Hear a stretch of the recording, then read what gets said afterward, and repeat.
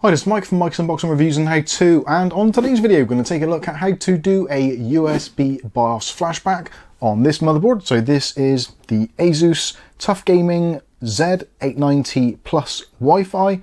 This is one of the latest boards out for the Intel LGA sockets for the 200 series processors. Quite an expensive board, but I managed to pick this one up very cheaply, so massive shout out to the person who sold it to me. Not sure if they want me to mention them on this particular video, but anyway, got a fantastic deal on this. So I figured the first thing to do is, you never quite know the history of a motherboard, what BIOS version is on it, so we'll do a BIOS flashback. And being that I don't actually have a processor at the moment to actually build this system up, I have no option but to use the USB flashback method. Now there's going to be probably some of you out there that are wondering, if you've got the system, you've got it all built up, can you still do the BIOS flashback? Yes, you can do. It's not a problem. You can do it on a fully built system, although I would say if the system is fully built, all of the processors currently on the market will support this straight from day one, so you shouldn't really need to, although it will give you some advantages such as better memory support and certainly better BIOS facilities. So you can do it either way. Choice is entirely up to you. You don't have to do the BIOS flashback by renaming the file, etc. You can just go into the utility, into the BIOS, go into the BIOS flash and just put it onto a USB stick, do it that way. But we're going to be doing it the bare bones method because, like I've said, we don't have a processor. So what are you going to actually need? You're going to need something to put the motherboard on, so I'll just use the motherboard box. You'll also need a power supply, and also you'll need a USB flash drive. Now the flash drive needs to be 32 gigabytes or smaller, and that way it will allow you to format it in the FAT32 format, which this BIOS update requires. When it comes to the power supply, you don't need to connect up everything. All you need to do is connect up the main 24-pin power connector and also one of the supplementary EPS connections, the 8-pin ones, which are marked CPU on your power supply. We'll show you where those go on the board when we get round to it. But first of all, we're going to go over to the computer. We're going to format our USB drive so it's ready to be used, and also we'll download the BIOS, rename the file, all that kind of good stuff, and get all the kind of the step-by-step things done piece by piece. So let's head over to the computer and take a closer look. So we're over here now on the website. I'll put the link for this in the video description. So this is ASUS website. First of all, you want to head into the support tab, which is this one here, and then go into the driver and tools section. And we've got two options here, drivers and tools, and also BIOS and firmware. So we'll go into BIOS and firmware. And if we scroll down a little bit, you see there's absolutely loads of versions because this does get updated relatively regularly. And this board is getting on for a year old now, so there is a fair few. So if you've just got this board and it's been sitting around on shelves, which possibly it might have, it's probably worth updating. So the latest BIOS version is 20.0.05 as of today's recording date, and that was actually created on the 14th of May 2025, so about a month ago. So this is going to be absolutely fine. So first of all, we're going to click on the download button here, and we'll save it to somewhere convenient. I'll just do it to the desktop. You can do it to your downloads folder. It's entirely up to you. It will be a zipped file.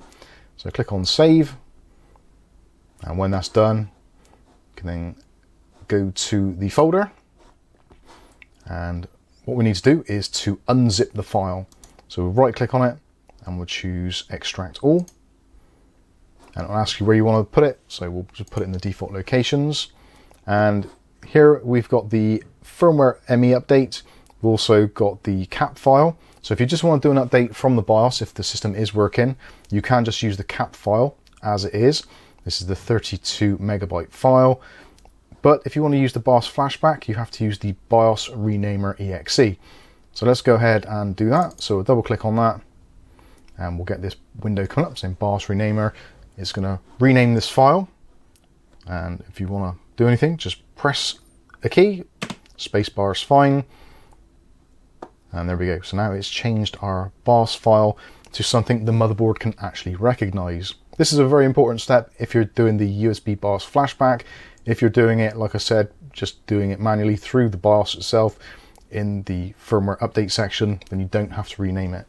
So we've got our file ready. So next thing to do is we need to get a USB drive to actually transfer onto. So let's go ahead and plug that into our USB port. Now this drive has got some things on it, so ideally you want to format it. So I'm going to right click on the USB drive, I'm going to choose format, and we want to make sure that it says FAT32 here. And the allocation size you can just set to default, and that's absolutely fine. So we can click on start. It will say it's going to erase all the data. If you're happy to do that, click OK. format is complete.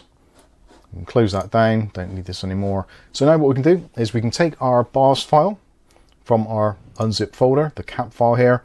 Going to right click on it, we're going to choose copy. Then we're going to go to our USB drive and we're going to right click and choose paste. You can do it with keyboard shortcuts if you wish to, the choice is entirely up to you. Just make sure that the file you got looks like this with the cap extension on it and also is roughly around about 32 megabytes in size.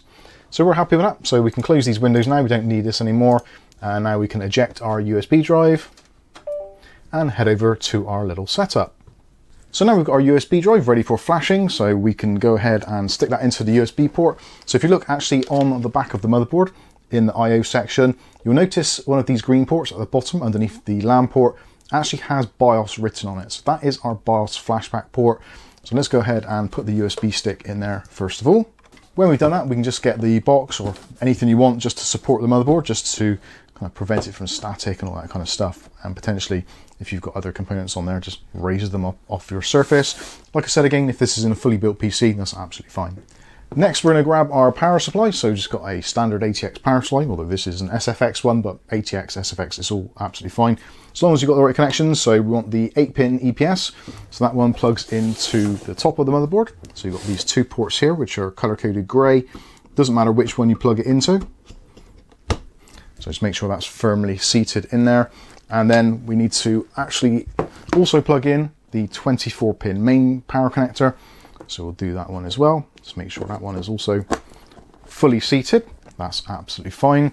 So actually we're pretty much ready. So all we need to do is to now make sure our power supply is in the off position, then plug in the power. Then we can turn on the power supply. And you should find that when you turn on the power supply, you will get some illumination actually on the RGB section on the back of the board. Hopefully you can just about see that there. It's flashing away. So that means the motherboard is getting power and there aren't any shorts or anything like that. So the next thing we want to do is to locate our BIOS flashback button. So on this board, it's just here. And there's also an LED next to it, so it tells you what's going on. So when we're ready, just press and hold that for about 3 seconds, and you should see the BIOS LED illuminate. 1, 2, 3. And hopefully you can just about see the LED inside there is beginning to flash away. So what we want to do is to just basically leave the system now. Sometimes you may find your fan on your power supply might start spinning, RGB might light up on components which are connected, etc., because the power supply is effectively live. Just keep an eye on the button. It should start flashing a little bit faster, which you can see it already is. So that means it's starting the BIOS flashback process. If you get to a point where you've pressed the button and it flashes 3 to 5 times and it then stops or is just permanently illuminated, that means either the USB stick or the file is incorrect and the motherboard cannot read the USB or the file. So if that is the case, obviously retrace your steps, make sure you've got the right BIOS for the right motherboard, make sure you've extracted it, etc., or potentially just change your USB stick. Other than that, if it's going, just let it do its thing, and what we want to do is just wait until either the power supply clicks off or the flashing LED, which is located just in here. Just wait for that to stop flashing, and that is basically it. So be patient, let it do its thing, and we'll come back when it's done. I've just turned the studio lights off a little bit just so you can see the flashing a little bit better. It isn't very bright, it's hidden in there, but you might have to get onto the right angle to actually see it. But that is the light we're looking for. And there we go. The LED has turned itself off. The motherboard still has power, so we can turn off the switch. In this instance, I had to actually unplug the power from the power supply, and now the LED has gone out, so that's great. So you can remove your USB drive because we're done with that now. And at this point, the choice is yours. Obviously, if you've got a fully built system, you can just go ahead and use your computer, press the power button, turn it back on after you've powered up, etc. For others, you can install your processor, do the rest of your build, do whatever you need to do. So there you go. That is how to perform a USB BIOS flashback on this motherboard here. So that is the ASUS Tuf Gaming Z890 plus Wi-Fi. Hopefully the video's been useful. If it has, smash the like button. If you want to see more content like this on a daily basis, maybe consider hitting subscribe and also hit that chime notification. That way you'll be notified of future video releases. But for now, I've been Mike. This is Mike's Unboxing Reviews and How To, and hopefully we'll catch you in the very next video. Thanks for watching.